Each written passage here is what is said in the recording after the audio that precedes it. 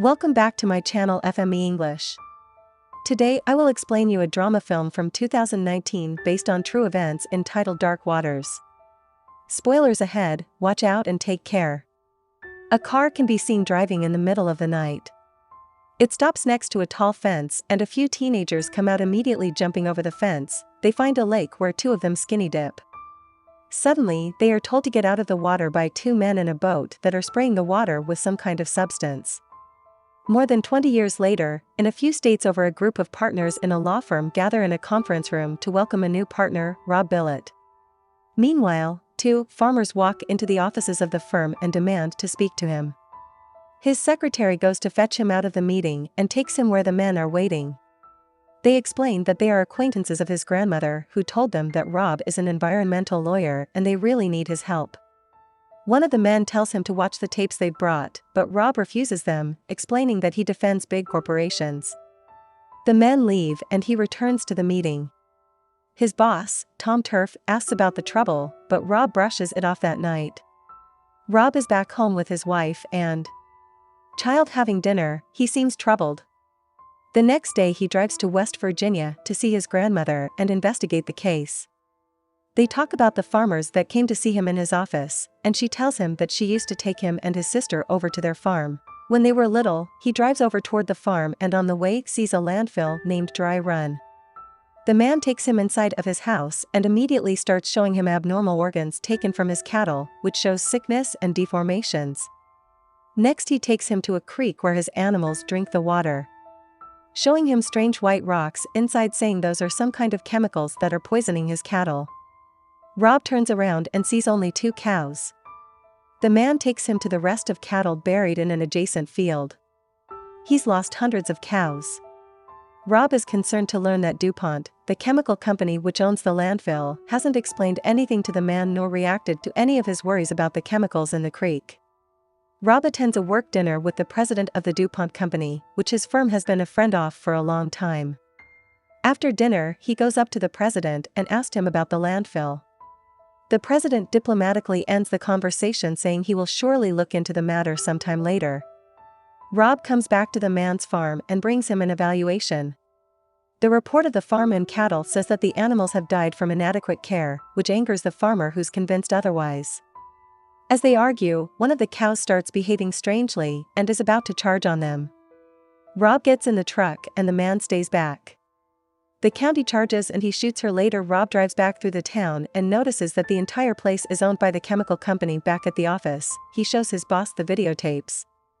The farmer left there and explains the situation, asking to take the case for free and help him out.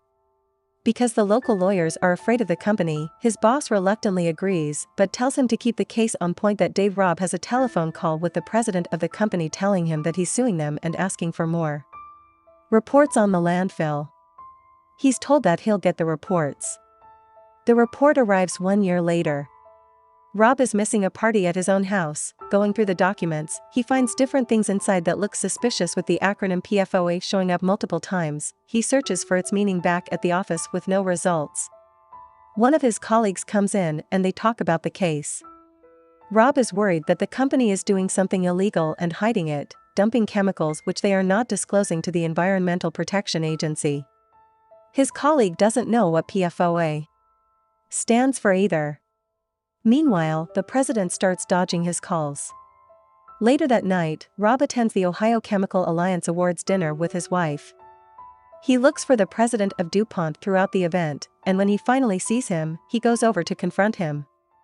The man is angry and makes a scene that doesn't go well with Rob's wife, who's concerned if Rob knows who he's going up against the next day. Rob's boss is furious with him for making the case a big deal.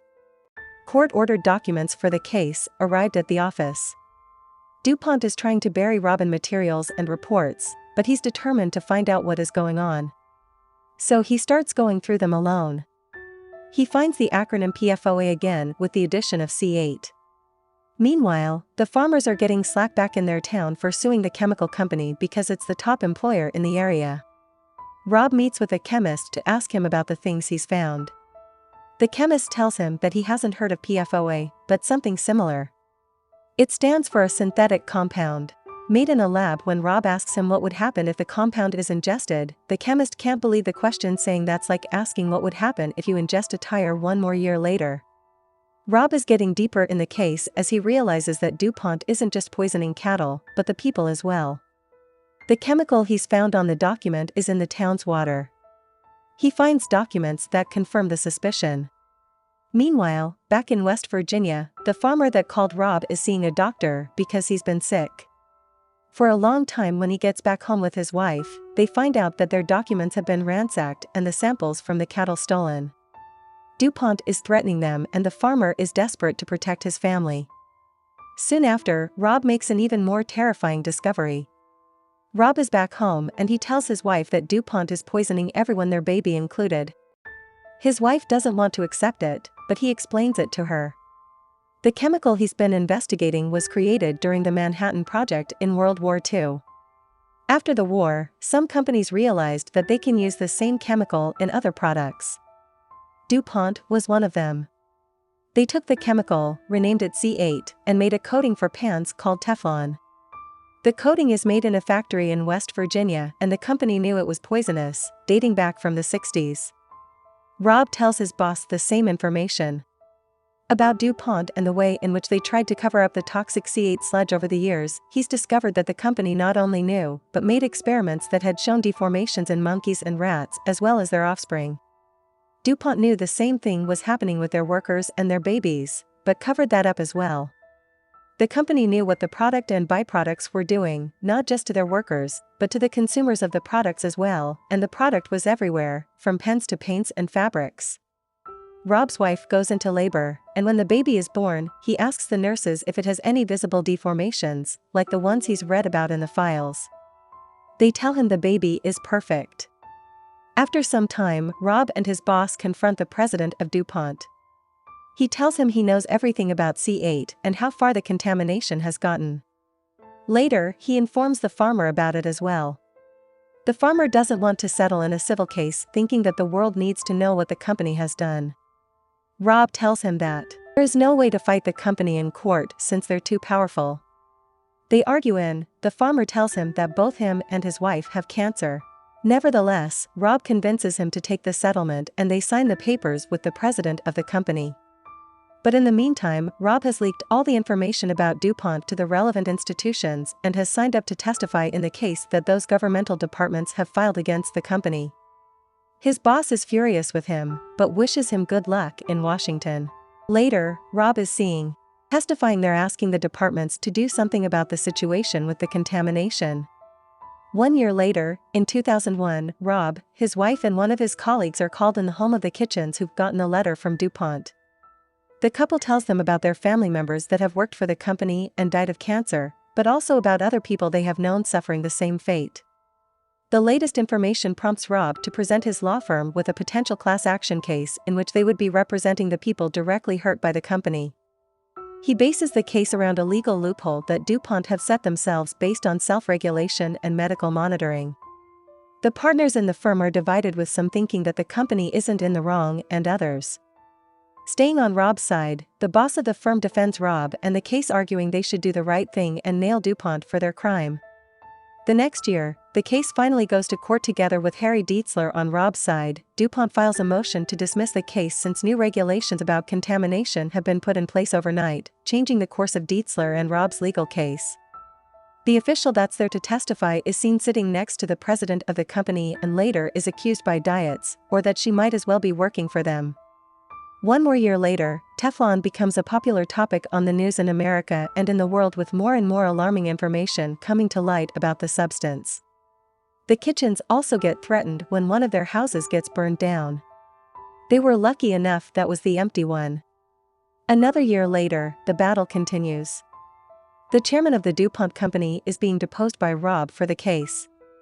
Rob confronts him with the evidence about C8 from the 70s, listing diseases like cancer, infertility, and many others that have been shown to be caused by the chemical.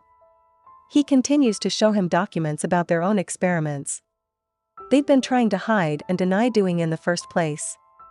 The defendant's attorneys are ready to leave the deposition when Rob shows the chairman a picture of a deformed child. Rob leaves the office and starts going toward his car. Panicking, he starts the car slowly, terrified that it might have been rigged with a bomb.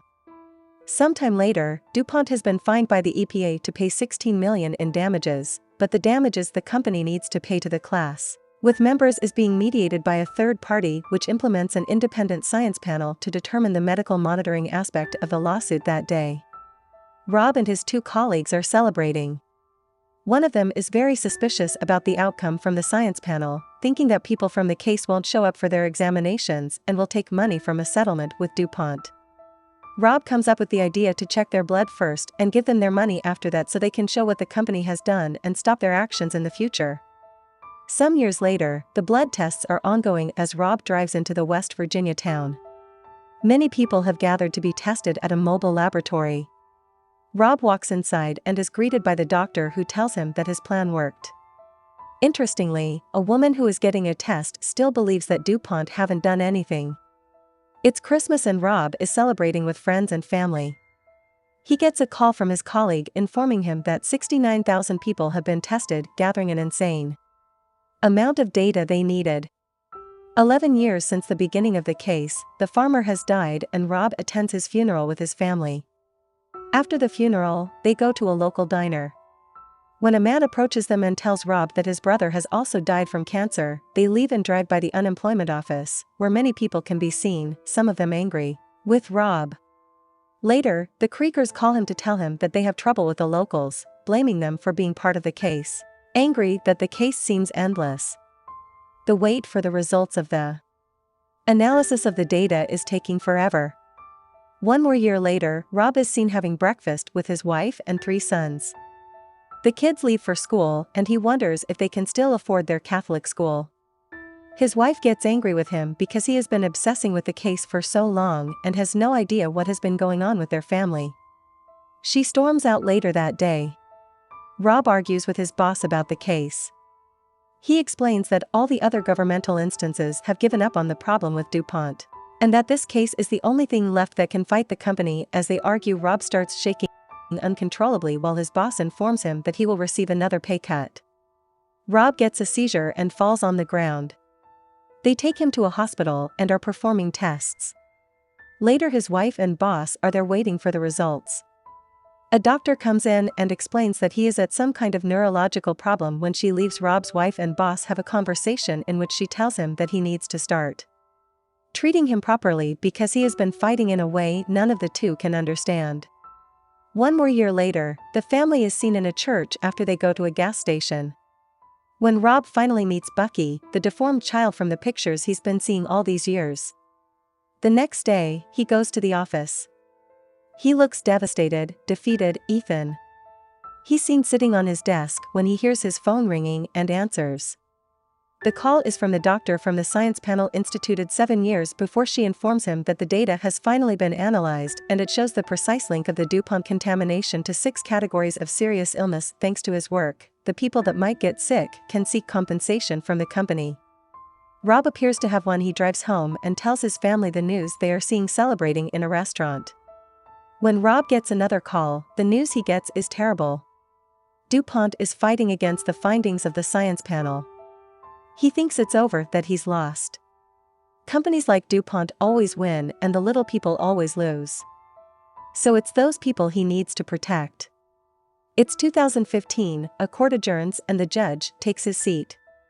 Rob stands up to plead the case of his clients after winning 3 and settling 3,535 cases.